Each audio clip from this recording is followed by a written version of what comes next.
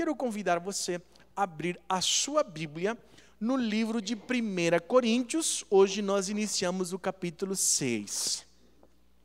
O nosso objetivo ao estudarmos o livro de Coríntios é uma avaliação pessoal e da nossa igreja a respeito de como está a nossa saúde espiritual.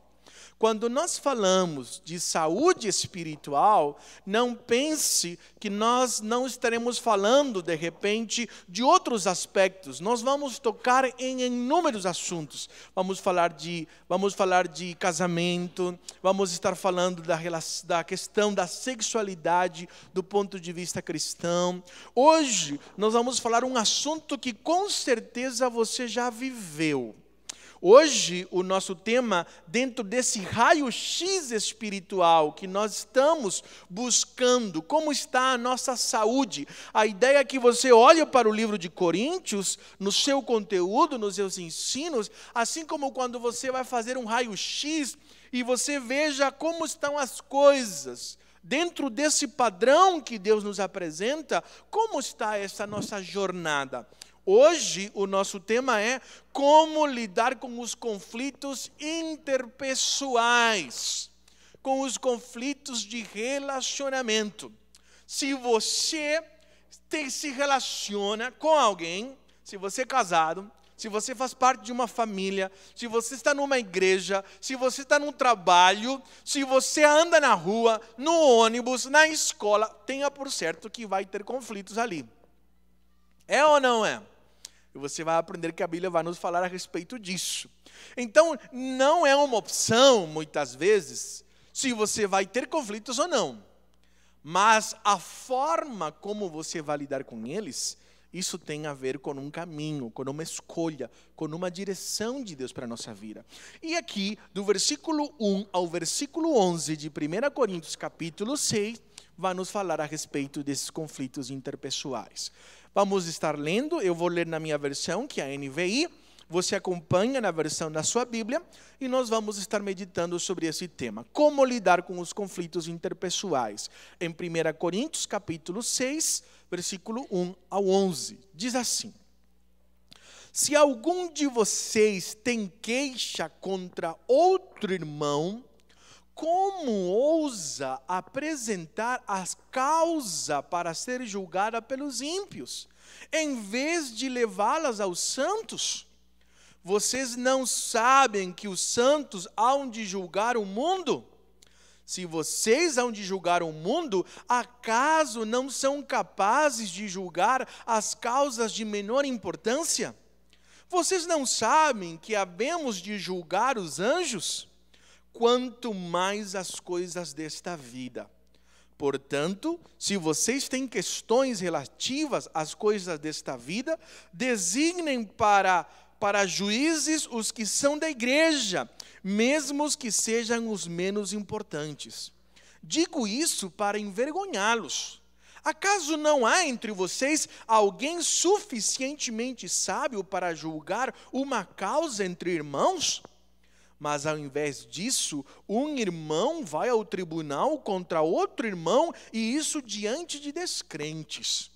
O fato de haver litígios entre vocês já significa uma completa derrota. Por que não preferem sofrer a injustiça? Por que não preferem sofrer o prejuízo? Em vez disso, vocês mesmos causam injustiças e prejuízos, e isso contra irmãos.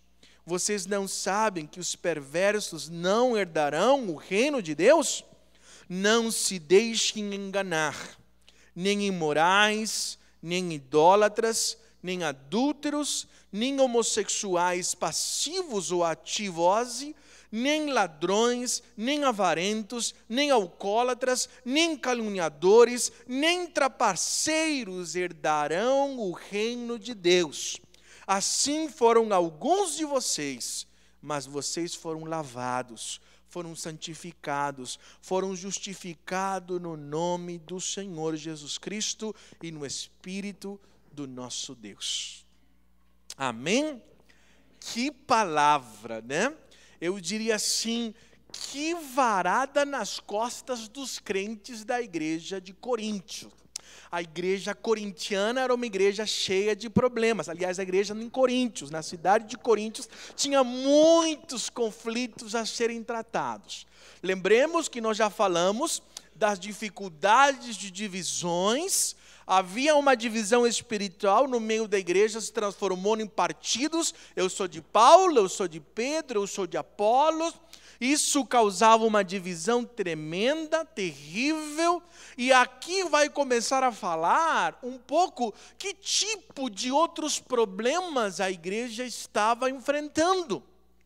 E isto nos mostra algumas realidades espirituais. Coisas que de repente a gente custa a entender, enxergar, mas que nós não podemos negar.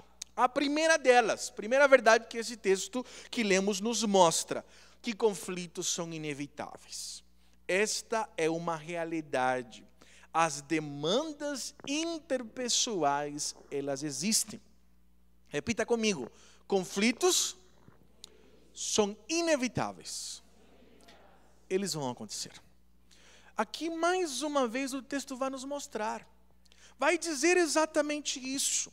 Outra passagem, o próprio Jesus, em Lucas capítulo 17, versículo 1, diz assim: Jesus disse a seus discípulos: é inevitável que aconteçam coisas que levem o povo a tropeçar, mas ai da pessoa por meio de quem elas acontecem.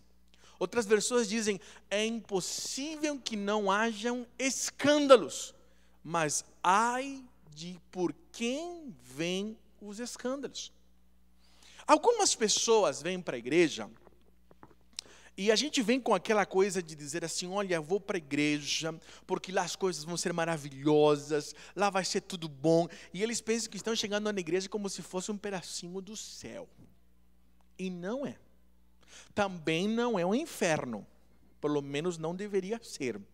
Se bem que eu já conheci histórias de igreja que misericórdia, só Jesus.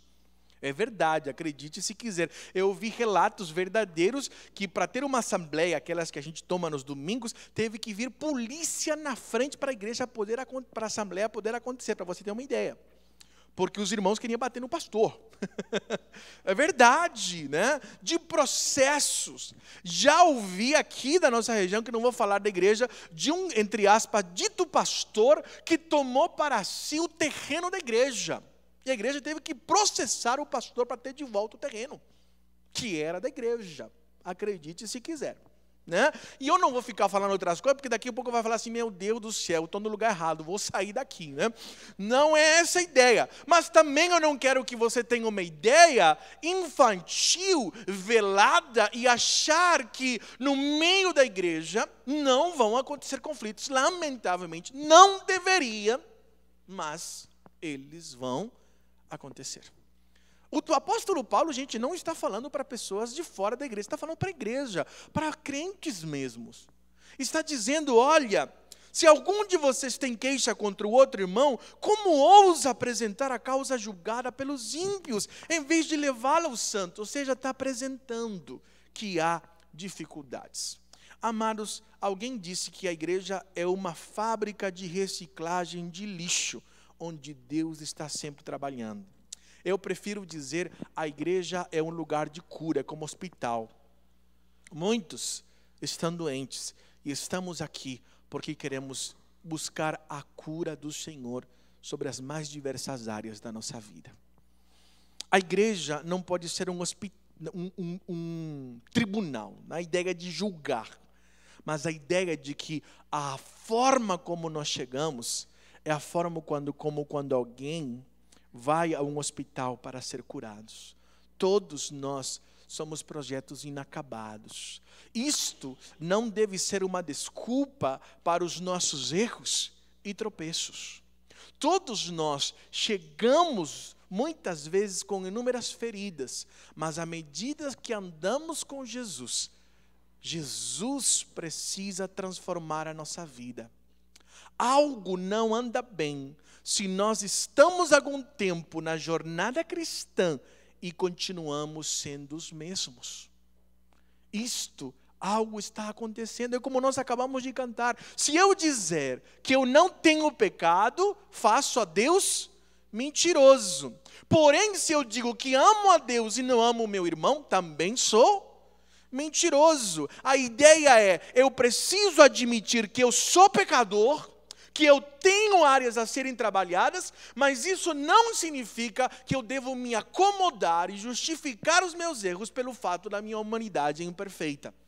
Pelo contrário, eu preciso reconhecer que preciso de transformação, mas eu preciso entender que é um processo de cura, de transformação que eu preciso me submeter. Este é o chamado da vida cristã. Então, a primeira realidade, há problemas. A mesma verdade é aplicada no âmbito da nossa família.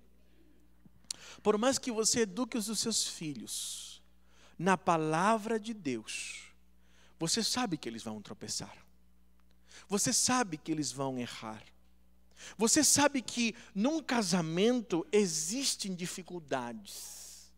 Existem momentos difíceis, fases, intrigas às vezes. E que todas aquelas coisas que acontecem vão nos ajudar a crescer. Porque quando um conflito aparece, necessariamente a solução dela, como nós vamos estar vendo, passa pelo processo do ajuste, da perda para poder ganhar. E esta é a grande dificuldade do casamento, quando duas cabeças duras não querem ceder, preferem ganhar a briga e perder o casamento. Que tolice. Então, eu costumo dizer, quando eu faço um casamento, um aconselhamento, quem está casando já sabe disso, né, Juliana, que está se preparando, o Jader ali com a Jaque, sabe que eu gasto pelo menos 5 aconselhamentos só para dizer, você vai ter problemas. Você vai ter conflitos. A último aconselhamento que eu fiz com o Jader, ele gostou bastante, e a Jaque também, são as 7 regras de sobrevivência para uma boa briga. Porque existem regras para uma boa briga. Obrigado, meu amor. Aí, ó, tá falando de você, eu olhei para lá, não te vi, né? As 7 regras de uma boa sobrevivência. Você quer saber quais são? Você vai vir num encontro de família e você vai ouvir. Então, a gente continua. É a propaganda, né? A Globo faz isso porque eu não posso fazer. Então, quando a gente pensa numa família, existem 2 pessoas que vão ter conflitos. E isso que o versículo está dizendo. Agora, o que o apóstolo Paulo está falando é a forma como a igreja está lidando com estes problemas. A forma como está lidando. E como esta igreja estava lidando com o problema. As consequências da contenda, dos conflitos dentro da igreja de uma família. Por que estas coisas estão acontecendo? Quais são as consequências dos conflitos? Primeiro delas, está gerando um péssimo testemunho diante de pessoas que ainda não têm um relacionamento com Jesus. Olha o que diz o versículo 6. Mas ao invés disso, um irmão vai ao tribunal contra outro irmão, e isso diante de descrente. Que vergonha! Em outras palavras, além de ter conflitos, brigas e contendas, estão indo resolver o problema fora. É como eu falei daquela igreja, sabe? Eu começo a imaginar que vergonha. Para a assembleia poder acontecer, tem que chamar a polícia para ficar na porta da igreja para o pastor fazer a assembleia. Pensa um negócio desse. Que vergonha. É o que às vezes nós podemos olhar. De repente, aquele que é crente, aquele que vai à igreja. Quando eu falo crente, gente, eu não estou me referindo apenas ao ser evangélico. Eu estou me referindo àquele que se declara crer em Jesus.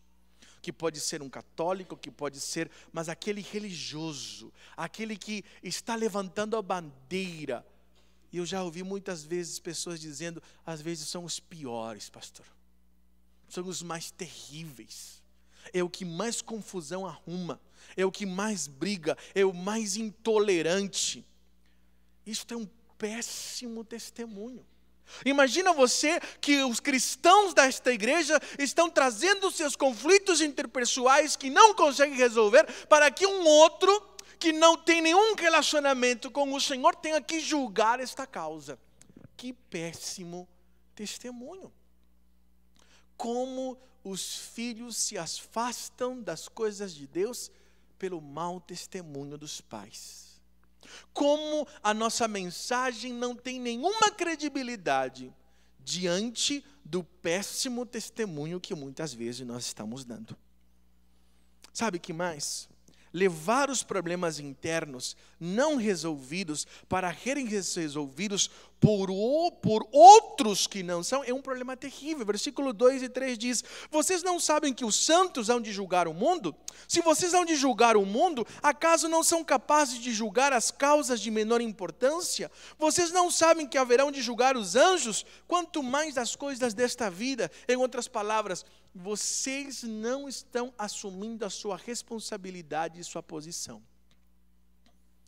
Quando pessoas não assumem sua responsabilidade e sua posição, é terrível. Eu disse hoje pela manhã que eu gosto muito de assistir o Super Nanny, o brasileiro, né? E eu acho impressionante essa mulher, a Super Nanny, a Cris Polle, que é o nome dela. Ela é uma crente em Jesus, a mulher é presbiteriana, e ela atua com todos os princípios cristãos nesse conflito das famílias. E eles têm que chamar uma família. E a Super Nanny educa os pais. E eu reparo que na maioria dos conflitos, os filhos é que estão comandando, sabe? Ontem, por exemplo, eu vi que era uma criança de 2 anos de idade que comandava. Você viu, né, linda? 2 anos de idade, o menino batia na mãe, mandava naquela casa, como diz o pessoal aqui em São Paulo, reinava mesmo, né? E a maioria dos problemas, o pai é apenas o provedor. O camarada só trabalhava e ficava o tempo todo jogando videogame, sentado, a mulher ralando, os filhos, né? Uma bagunça.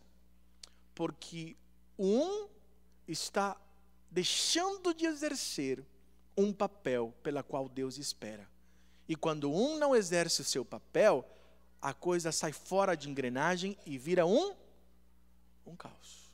O que o texto está dizendo aqui é que Deus nos colocou e nós devemos nos preparar com a capacidade de discernir, de enxergar aquilo que é certo e aquilo que é errado, aquilo que é de Deus e aquilo que não é. Nós vamos julgar os anjos. Nós estaremos julgando quando Jesus vier pela segunda vez e nos resgatar. É a igreja que vai estar julgando. E ele está dizendo aqui um aquecimento disto que Deus espera, desta sabedoria que nós temos que exercer. Mas vocês estão tão omissos, a situação de vocês está tão ruim, que na verdade vocês estão precisando que alguém de fora se torne juiz para que resolva os conflitos de vocês. Em outras palavras, que vergonha. Que péssimo testemunho. Quando alguém se apaga, quando alguém deixa de exercer a sua função, a coisa desanda. A coisa desanda. E é complicado isso. Sabe o que mais? A palavra também nos mostra que no versículo 5, digo isso para envergonhá-los. Acaso não há entre vocês alguém suficientemente sábio para julgar uma causa entre irmãos? Por que é um mau testemunho? Porque isso está envergonhando o nome de Jesus. Gente, isto é verdade. Os conflitos não resolvidos, eu sempre digo isso, família saudável não é família que não tem conflitos. Família saudável é uma família que se ajusta. É uma família que resolve os seus problemas. É uma família que busca a solução. Casamento, a gente sabe que é complicado. Por quê? Em primeiro lugar, porque somos muito diferentes. Pensa só o que Deus fez. 2 pessoas com temperamento diferente, educação diferente, herança diferente, cultura, conhecimentos. Só ser homem e mulher já é suficiente, como a gente é diferente. Bota para os 2 morarem juntos e fala, sejam um. Só deu para fazer um negócio desse. É difícil mesmo. Mas não acontece casamento se nós não obedecermos ao primeiro mandamento de ser casado. Qual é o primeiro mandamento? O primeiro versículo que fala sobre casamento, qual é? Deixará o homem, seu pai e a sua mãe, e os dois serão uma só carne. O casamento, eu falo para os noivos, é um chamado para perder. Já começa a não deixar. Você já tem que deixar um monte de coisa. Não tem como casar se você não deixar. É um chamado para deixar, é um chamado para perder. E isto é uma realidade do ser casado. Toda mulher casada e todo homem casado sabe que não vai fazer mais o que quer. Vai ter que pedir permissão. Até para jogar bola na sexta-feira, vai ter que pedir permissão. Você pode até não pedir, mas quando você voltar, meu querido, a coisa vai ficar feia para o seu lado. Amém, homens? Você sabe disso. Sabe disso, né? E as mulheres, então? Né? Vai fazer tudo o que quer? Mas de jeito nenhum, se vier filho, então aí sim, né, Liliane? A coisa complica de vez. Não vai fazer mais o que você quer. E isto é um ajuste contínuo, constante. E o texto está dizendo, olha que absurdo, que vergonha, vocês não estão conseguindo resolver os seus problemas, mas isso está acontecendo porque vocês estão esquecendo o papel pelo qual vocês foram chamados a exercer. Um papel, uma posição, que vocês, isso está envergonhando o evangelho, a vizinhança. Fica escandalizado com aqueles gritos que você como mãe dá com os filhos, que só Jesus. E as brigas e o descontrole de você, homem grosso, no meio da família da sua esposa, dando uma de machão com aquela voz grosseira, só destruindo, dizendo, e é crente. Horrível. E aquelas coisas, sabe, terríveis. E aqueles pais que não educam os seus filhos e quando vai fazer visita fora, meu Deus do céu. A irmã, o irmão, o avô diz assim, segura, guarda tudo porque está chegando o filho de fulano. E a mãe não está nem aí. A casa está caindo, está destruindo tudo e a mãe está conversando como se nada tivesse acontecido. Aí o pessoal diz assim, e é crente. Será que seu pastor não ensina? Opa, ensina, mas aí você não está aprendendo. Isso é uma questão nossa. Olha o testemunho, olha a situação, olha os conflitos que estão acontecendo ali. Olha o nosso papel. Esta atitude demonstra falta de sabedoria, diz o texto. Não há nenhum sábio no meio de vocês, não? O que está acontecendo? Esta atitude é uma completa derrota para a igreja, levando os seus contendas para o mundo. Olha o que diz o versículo 7. Olha que versículo que dá uma, né, na cabeça da gente. O fato de haver litígio entre vocês já significa uma completa derrota. Só de já ter problemas não resolvidos, já é uma derrota. Uma derrota. Criadores de casos, de contendas e injustiças, era a posição e o espírito deste povo. Em vez disso, vocês mesmos causam injustiças e prejuízos, e isso contra irmãos. Versículo 8. Cuidadores de casos, de contendas e injustiça no meio da própria igreja, gente, olha que vergonha. Que situação complicada. No lugar, eu costumo dizer que na igreja, né, como a Bíblia diz que nós temos que ser servo, até na fila do almoço, a gente deveria brigar mais ou menos assim, primeiro você. Não, primeiro você. Não, primeiro você. Já pensou, né? Não, primeiro você. Porque a gente tem que ser servo, a gente tem que ser o último. E aqui, gente, o negócio era salve-se quem possa.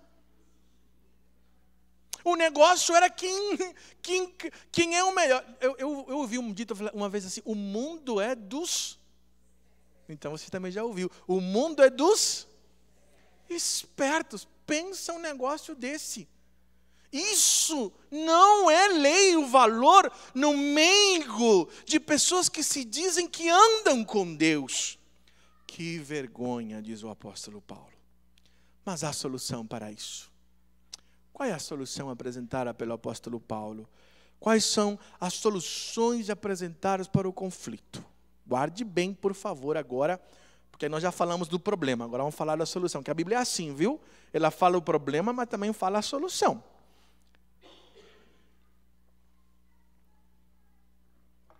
Versículo 7 diz: o fato de haver conflitos e litígios entre vocês já significa uma completa derrota. Em outras palavras, primeira ação, eu preciso evitar. Eu fui chamado para ser pacificador.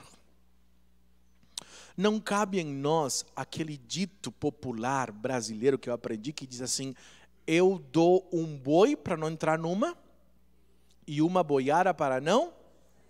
Isso não vale para nós. Isso você aprendeu lá fora. Mas no caráter cristão, a Bíblia diz que quanto mais derrotado você for, mais vitorioso você será. Vocês já me ouviram dizer que um bom casamento, por exemplo, todo homem bem casado e toda mulher bem casada já está apto a trabalhar no circo. Assim eu aprendi com o pastor Cláudio Duarte. Por quê? Alguém lembra? Por quê?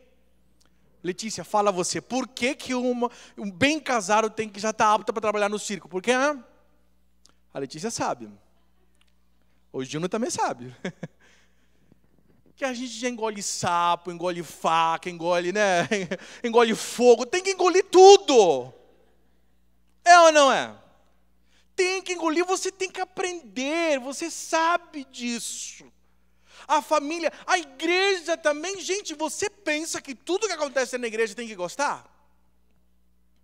Se eu fosse decidir as coisas pelo que as pessoas gostam na igreja, a gente não vai sair do lugar nunca. Porque nós somos muito diferentes. E isso faz parte dos relacionamentos. E nós temos que ceder, e nós temos que aprender, e nós temos que abrir mão, e nós temos que negociar, e nós temos que ouvir. E nós temos que enxergar o que é importante e o que não é, o que é periferia e o que é central, o que não dá para negociar.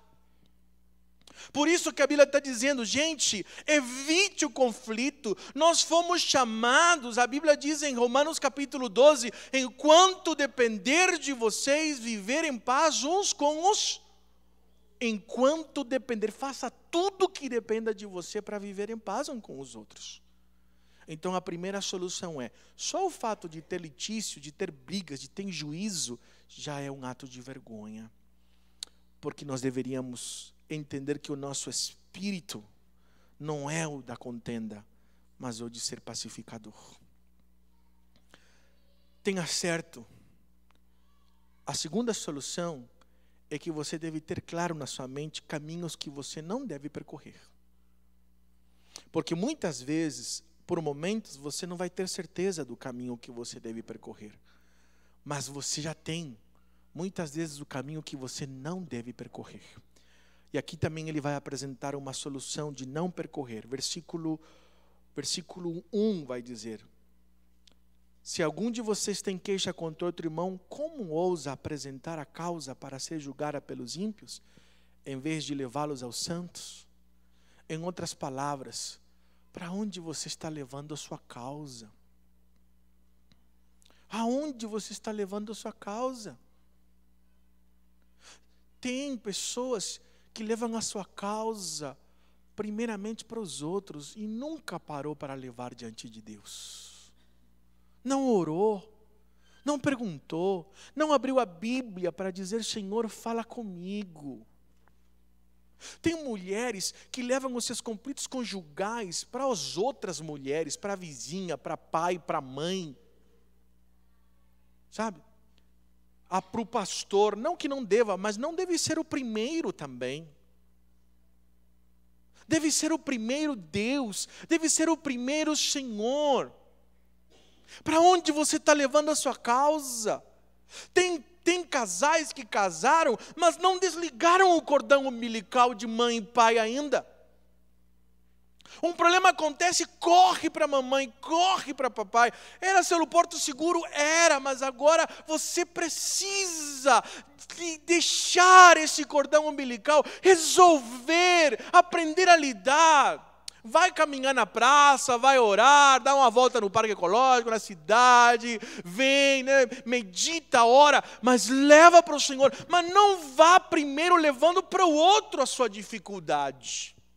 Ainda pior se for o não crente. Como assim? De que forma? Preste atenção, o que você não deve fazer. Não vá jogando tudo no ventilador. Não vá expondo tudo isso.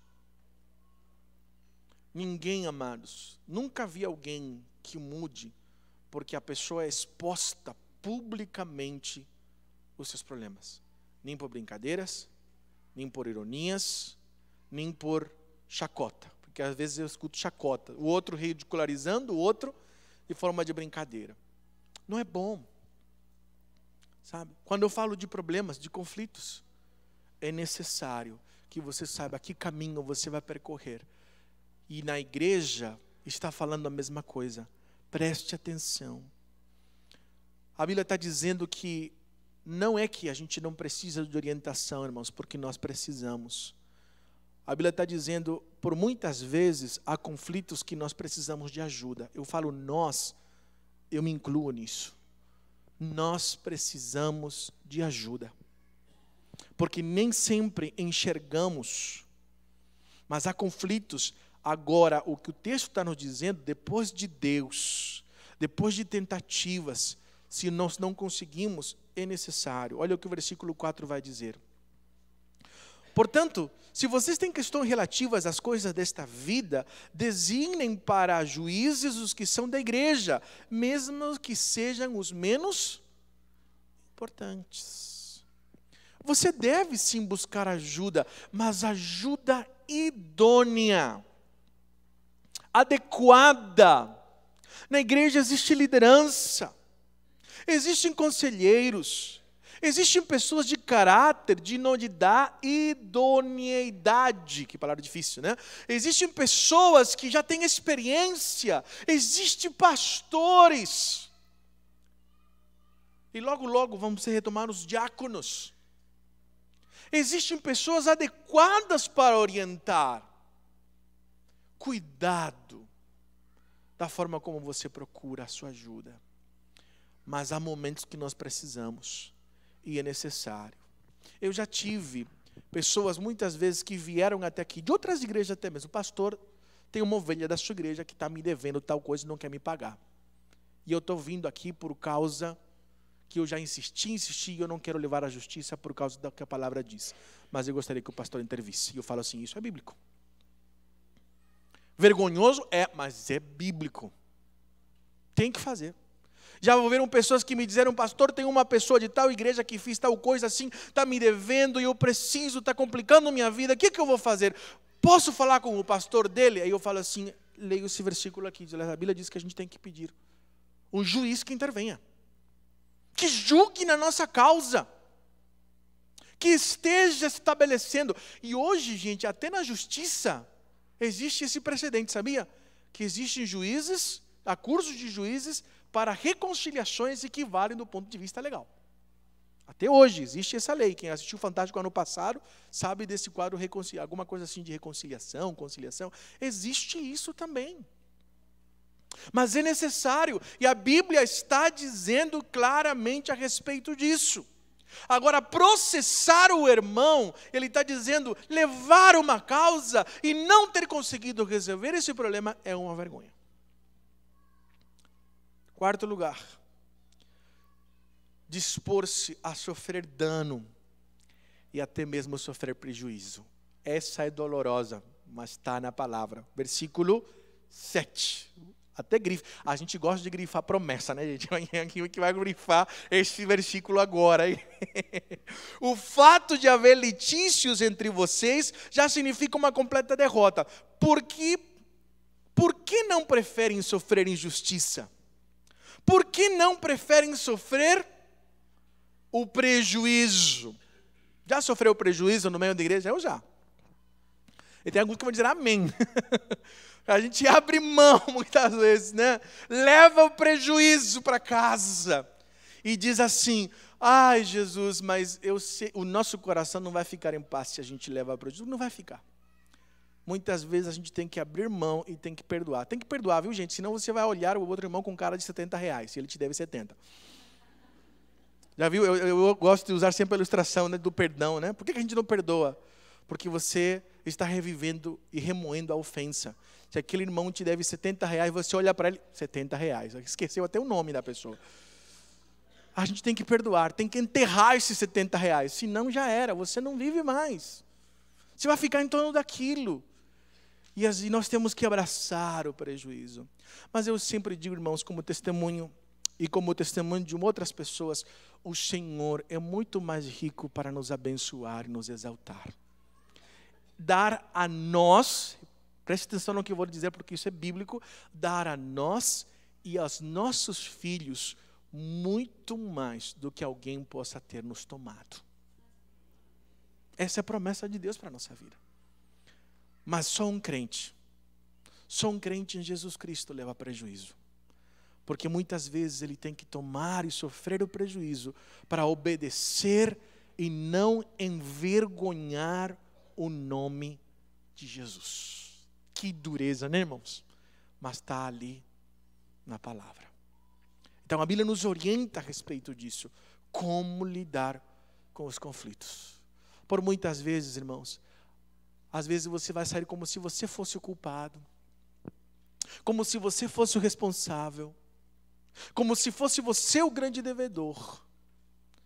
Mas a Bíblia diz, por causa do amor ao Senhor, e para que a bênção do Senhor persiga e venha por você, você sofre o prejuízo. Assim diz a palavra de Deus. Em quarto e último lugar, a existência de conflitos deve levar-nos sempre a uma autoavaliação. Quando nós estamos no meio de problemas, nós também temos que parar e dizer, a responsabilidade é em mim.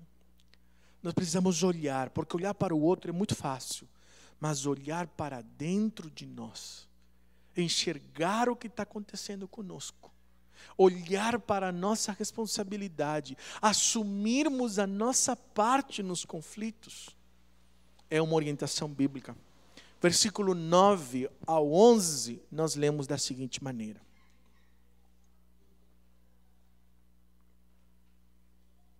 Vocês não sabem que os perversos não herdarão o reino de Deus? Não se deixem enganar. Nem imorais. Sabe o que são os imorais? A palavra aqui pode ser impuro. Esta palavra se refere a toda sorte de pecados sexuais. Tudo que envolve pecados sexuais. Tudo que tem a ver com uma distorção da sexualidade.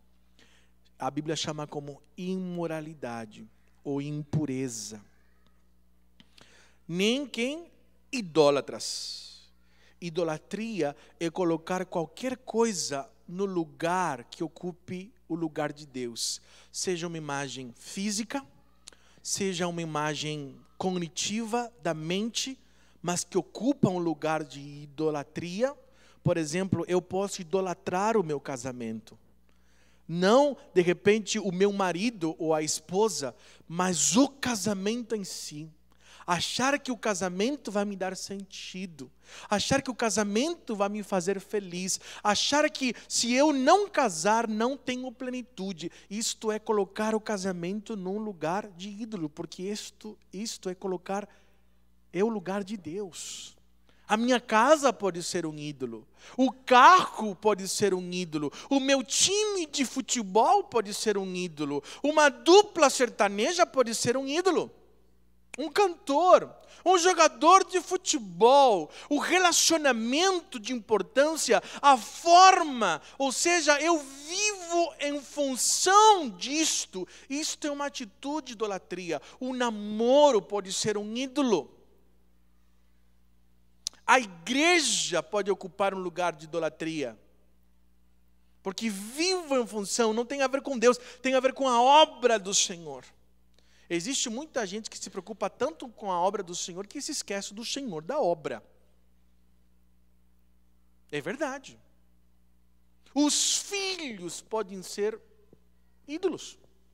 Não porque eles sejam uma coisa ruim, não. Eu estou falando da posição que eles estão ocupando na minha mente. A forma como eu me relaciono. E a Bíblia está dizendo, nenhum idólatra, que mais nem adúlteros, aqueles homens e mulheres casados que se relacionam com pessoas sexualmente, emocionalmente, que não são os seus cônjuges. Este é o pecado da idolatria, a quebra da aliança do casamento. Nem efeminados, a palavra efeminados aqui no grego é malakos, que significa literalmente suave, macio e feminino. É a parte passiva de um relacionamento sexual. Lembrando que ali em Coríntios existiam mais de 2.000 sacerdotes de Apolos, homens que prestavam seus serviços sexuais, homossexuais, e aquela cidade era cheia de prostituição e de homossexualidade. E aqui ele está falando do malakos, é o afeminado, da parte passiva de um relacionamento sexual. Nem sodomitas, arsenokoitai, a palavra grega, que é homossexualmente ativo. A parte ativa do relacionamento sexual. Ele está dizendo, nem impuros, nem idólatras, nem adúlteros, nem efeminados, nem sodomitas. Né? Aqui, por exemplo, eu já ouvi nesse discurso político, porque hoje a homossexualidade, se você vai ver as notícias desta noite, deste dia, é um cunho político muito grande. Né? E nós, em momento algum, pregamos perseguição contra um homossexual. A nossa posição de defesa é em relação àquilo que a Bíblia diz. E essa é a nossa discussão com a PL 122, que é chamada também da lei da mordaça, porque seremos proibidos de dizer aquilo que eu estou dizendo agora, que a Bíblia menciona a homossexualidade, seja ativa e passiva, como pecado.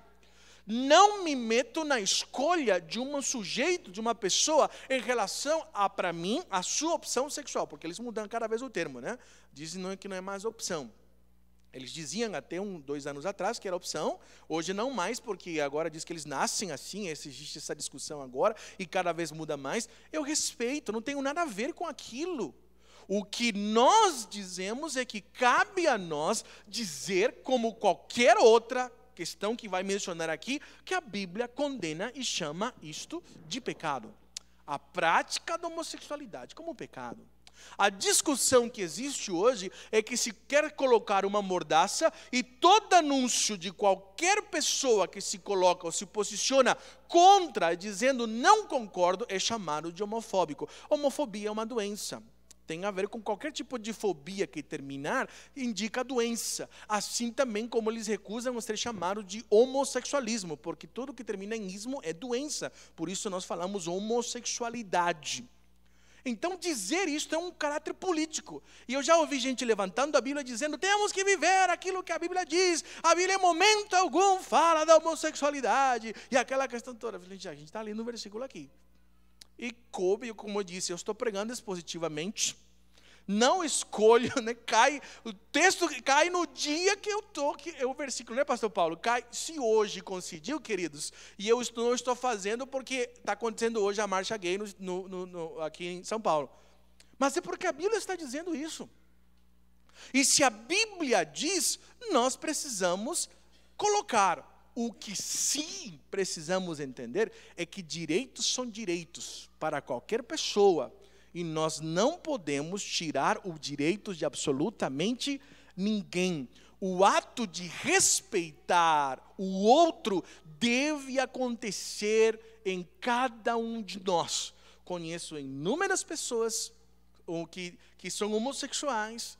Não tenho nenhum problema de cumprimentá-los, de estar tendo uma conversa, mas quando me posiciono em relação àquilo que a Bíblia diz, eu digo, a homossexualidade é pecado. Como o adultério é, como está falando também aqui de idolatria, como estou falando de outros pecados e nós anunciamos. Anunciamos o pecado e precisamos amar o pecador. O desrespeito, a violência que existe contra homossexuais, somos e devemos ser totalmente contras.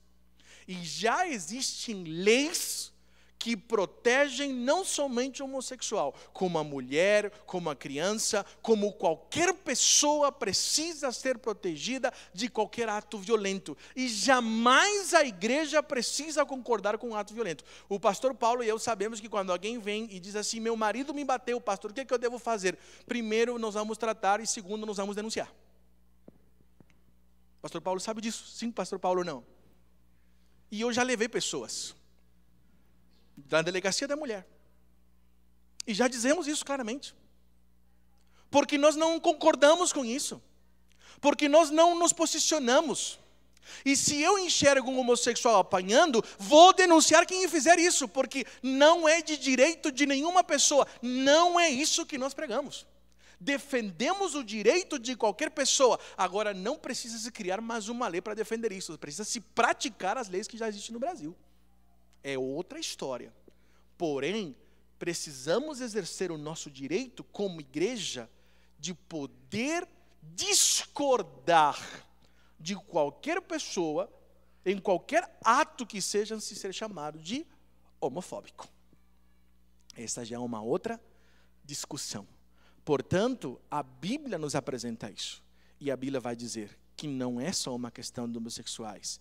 Aqui está classificando todos como dizendo, não herdarão o reino de Deus, impuros, idólatras, adúlteros, afeminados, sodomitas, que mais? Nem ladrões. Aqui a palavra é kleptes, de onde vem a palavra cleptomaníaco. A ideia daqueles roubos, a palavra técnica chama de furtos, sabe? Aqueles furtos que existem. Nem avarentos, gananciosos, que amam o dinheiro, que colocam o dinheiro no centro da sua vida, que vivem em função do dinheiro, que a sua satisfação está no ter, que pensam que o ter, que quanto mais têm, estarão mais seguros. Isso a Bíblia também diz, não herdarão o reino dos céus. Nem bêbados, precisa explicar que são bêbados? Eu acho que não. Nem maldizentes, aqueles que falam mal dos outros, que vivem nas esquinas, murmuradores, queixosos, que nada de bom sai da boca deles, só queixas e maldições e maldicentes e aquela coisa toda. Também. Nem roubadores, aqui a palavra é diferente, é o sentido de tomar com violência, com assassinato, de maneira ostensiva. O versículo vai dizer, estes trapaceiros não herdarão o reino de Deus. Ah, pastor, isso é que a pessoa que pratica isso não vai herdar o reino dos céus? Mas reparem no versículo número 11, para você entender melhor. Assim foram alguns de vocês, mas vocês foram lavados, foram santificados. Por isso a nossa defesa de dizer que um homossexual pode ser transformado pelo poder de Deus. Coisa que a psicologia e essa grande discussão que existe hoje. Foram santificados, foram justificados no nome do Senhor Jesus Cristo e no Espírito do nosso Senhor. Então, quem são aqueles que não herdam o reino de Deus? Pecadores que não se arrependeram, que não foram lavados pelo sangue de Jesus, que não foram santificados. Não é o fato de uma pessoa ter adulterado, ter estado numa prática homossexual. O ladrão, o que furta, o idólatra, não é que não vai herdar pelo fato de ter pecado, porque nós todos somos pecadores. Talvez os nossos pecados não estejam aqui escritos neste trecho da palavra, em outro talvez estejam. Mas a Bíblia está dizendo, assim foram vocês antes, mas agora vocês foram lavados e remidos pelo sangue de Jesus. Olha que esperança. Essa é a nossa defesa, porque nós cremos na palavra e a Bíblia nos ensina a respeito disso. a Bíblia nos ensina de que toda pessoa pode ser lavada e transformada pelo sangue de Jesus. E se nesta noite você está aqui e talvez luta com uma destas áreas, o Senhor Jesus pode lavar você com o seu sangue. Se você se arrepender e reconhecer que precisa do perdão e dizer: Jesus, não quero viver mais dessa forma, Ele tem o poder para transformar você. Se você está no meio de conflitos, de contendas, o Senhor te chama e Ele te dá sabedoria para resolver.